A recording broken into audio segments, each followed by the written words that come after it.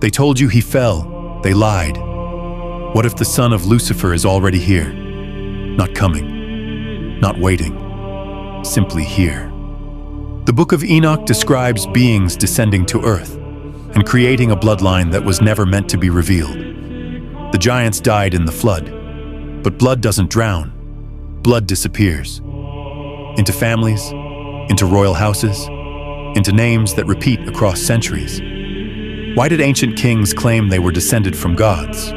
Why did European royal families intermarry for hundreds of years to protect their lineage? And why do Vatican genealogical records show the same families appearing again and again, near power, near revolutions, near the moments that reshape history? Is that coincidence? Or is the bloodline still moving through history, quietly, patiently waiting? Because if the flood didn't erase it, who is carrying it now? And why does it appear every time the world begins to collapse? That is the question this investigation exists to answer. And the answer will change how you see everyone and everything. To answer it, you have to understand where he comes from. Not his name, not his face, his bloodline. And to understand the bloodline, you have to start with a text they tried to bury so deep that most Bibles don't even mention it. The Book of Enoch. Preserved by the Ethiopian Church for 2,000 years, excluded from the biblical canon by men who knew what it contained. Fragments found among the Dead Sea Scrolls, hidden by monks who understood what they were protecting. In it, there is no rebellion. No Lucifer challenging God, no war in heaven, no fallen angels. Instead, 200 beings called Watchers descend deliberately, yes, deliberately, to Mount Hermon. They make an oath. They take human wives. They produce offspring called Nephilim. Then the flood. The giants die. The Watchers are bound. The bloodline ends. That is the official story. But the text contains a detail that shatters this conclusion. In chapter 15, God speaks to Enoch directly and says, "Nevertheless, your children, you shall not reveal them. Your children." Not the children, your children. As if Enoch himself carried something. As if the bloodline did not end. It transferred. And here's the part they don't teach you. Enoch did not die. The Bible states he walked with God and was no more. Translated, removed, taken. What he left behind is the question they've been trying to bury for 10,000 years. The flood killed the giants. It did not kill the blood.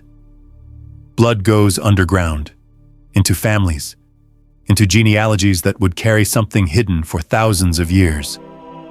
The pharaohs claimed descent from beings who ruled before the first dynasty. The emperors of Rome claimed divine ancestry.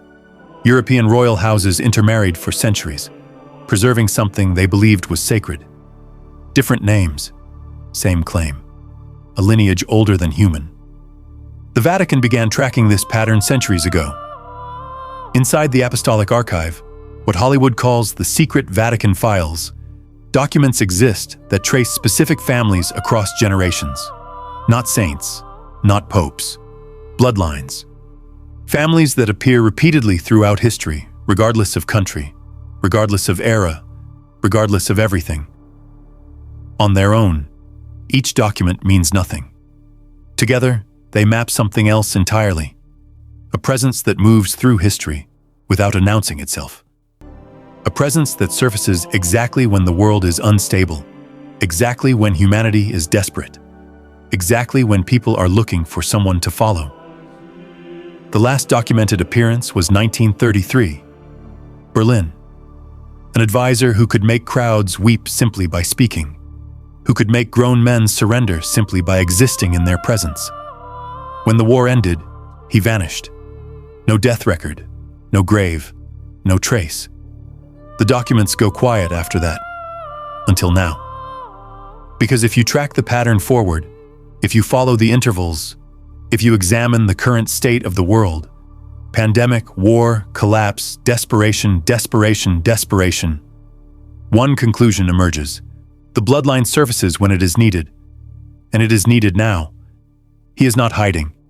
He is walking among us, building, preparing, waiting for the exact second to step forward. You may have seen him.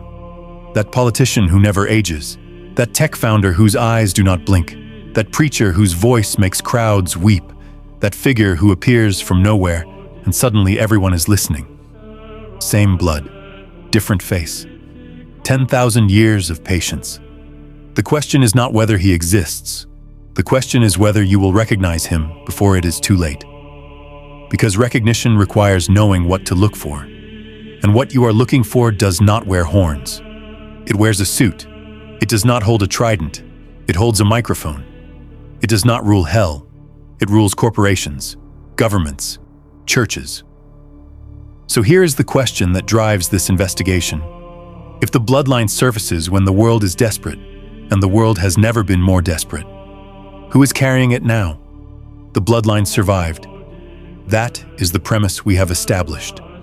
Not through magic, not through miracle, through patience, through hiding, through 10,000 years of learning how to walk among humans without being noticed. The question is what that looks like now. Because if the bloodline walks among us today, it does not wear a single face. It cannot.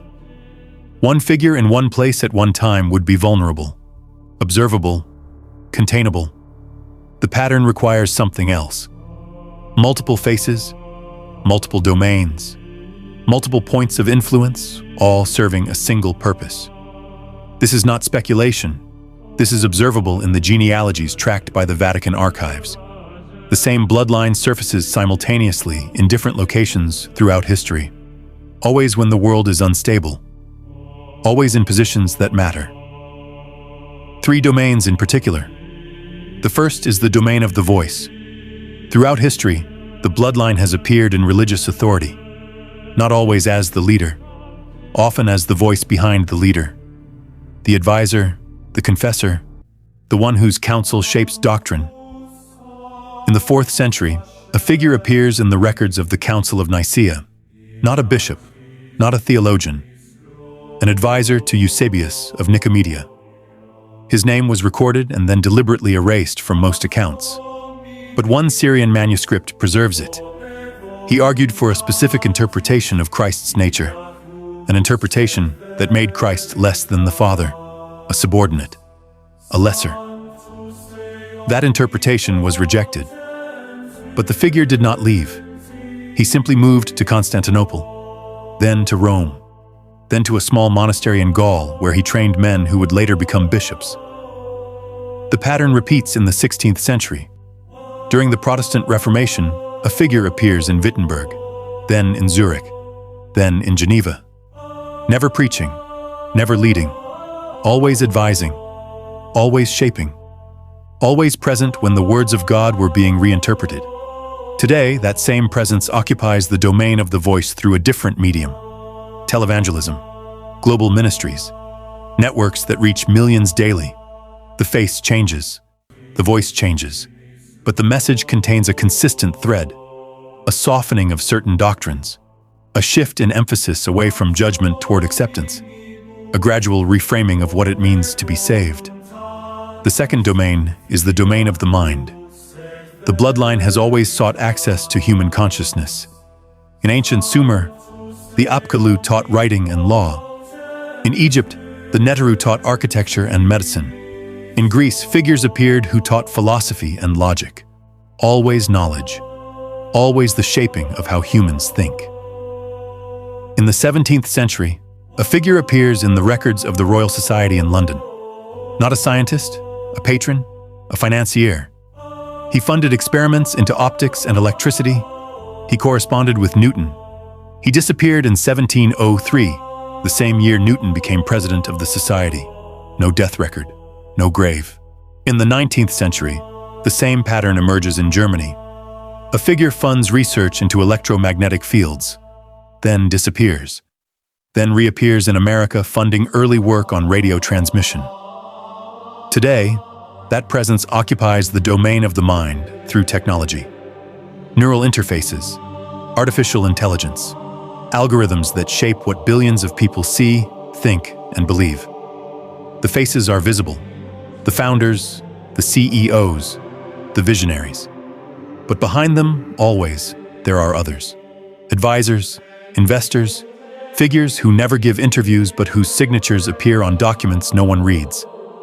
The third domain is the domain of the throne.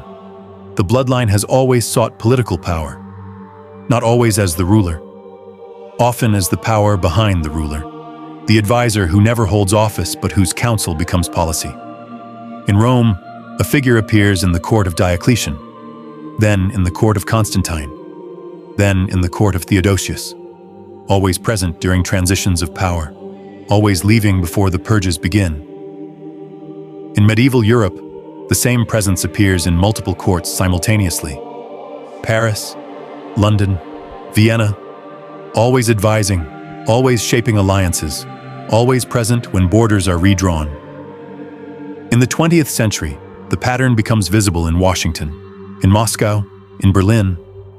Figures who appear from nowhere, gain access to the highest levels of power, and vanish when their work is done. Today, that presence occupies the domain of the throne through a different mechanism. Not through advisors alone, through figures who hold office themselves, leaders who appear from obscurity and rise with unnatural speed, leaders who never age visibly, leaders whose eyes do not blink during speeches, leaders whose past contains gaps that cannot be explained. 3 domains. 1 bloodline. The voice. The mind. The throne. Each domain serves a function. The voice prepares humanity to accept. The mind prepares humanity to believe. The throne prepares humanity to follow, and they do not operate in isolation. In the Vatican archives, there is a document dated 1747. It records a meeting in Avignon, 3 individuals, 1 religious advisor, 1 scientific patron, 1 political counselor. They met for 3 days.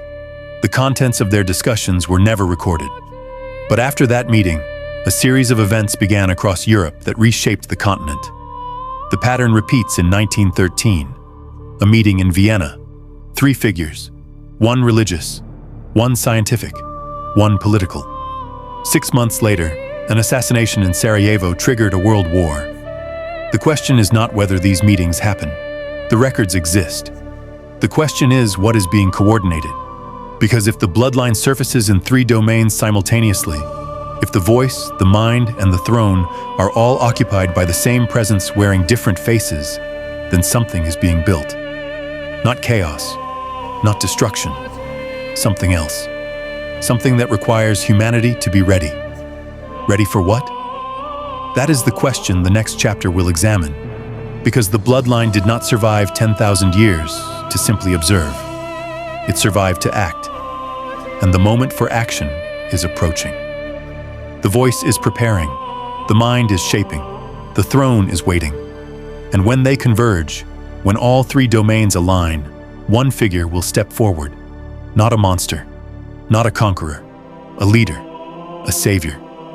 Someone who speaks with the voice, thinks with the mind, and rules from the throne. The bloodline has been waiting 10,000 years for that moment. The question is how close we are to it now. The bloodline survived the flood. It moved through history across 10,000 years. It occupied the voice, the mind, and the throne. It guided humanity along a trajectory toward a specific destination. That destination is now visible, not as a place, as a moment, a point of convergence when everything that has been prepared finally aligns. The question is what happens at that moment.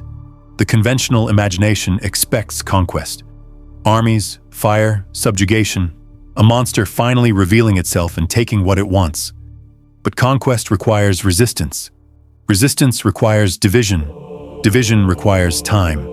And time is the one thing the bloodline does not have in abundance. The flood interrupted the watchers because humanity was not ready. The same mistake cannot be made twice. So the approach is different this time. Not conquest, invitation, not force, consent, not terror, relief. The voice has spent centuries softening the concept of authority, making it feel like safety rather than control. The mind has spent centuries making integration feel like enhancement rather than surrender. The throne has spent centuries making unification feel like peace rather than domination. By the time the face appears, humanity will not need to be conquered. Humanity will need to be saved, and he will save them. He will step forward at the exact moment of maximum desperation. When the latest crisis has broken the last resistance, when people are begging for someone to make it stop, when any solution is better than no solution, he will offer one. Not conquest, peace, not division, unity, not submission, belonging. He will speak, and the voice will feel like home. He will offer technology, and the mind will feel like liberation. He will govern, and the throne will feel like protection, and humanity will accept. Not because they are weak, because they are tired. Because they have been prepared across centuries to see this moment not as a loss, but as a fulfillment. Because every institution that once provided meaning has collapsed. Because every alternative has failed. Because he is the only one left standing. They will kneel willingly. And when they kneel, when they offer their consent, when they finally say yes to the one who has been waiting 10,000 years to ask, the bloodline will have achieved what the flood could not. Not survival, completion. The Watchers descended to create something that required human participation, something that required human consent, something that could not be taken by force because force would destroy what needed to be preserved. They needed humanity to choose them, and after 10,000 years of preparation, after centuries of shaping, after crisis that cleared the ground and softened the resistance, humanity will choose. Not because they are evil, not because they are deceived, because they are human, because they want peace, because they want certainty, because they want someone to tell them it will be okay, and he will tell them, and it will feel true. That is the final irony of the bloodline. Not that it conquers humanity, that humanity invites it. Not that it takes the throne, that humanity places it there. Not that it rules, that humanity prays to be ruled. The flood was God's intervention, a reset when humanity was not ready. This time, there will be no flood. Because this time, humanity will open the door themselves. And when they do, when the last resistance falls and the final choice is made, the question will not be whether the Son of Lucifer walked among us. The question will be whether we ever really had a choice at all, or whether 10,000 years of preparation simply made us feel like we did. You already made your choice. You listened until the end. You wanted to know. He wanted you to know. The bloodline is patient. It has been waiting 10,000 years. It can wait one more day. The question is, when he comes for you, will you kneel?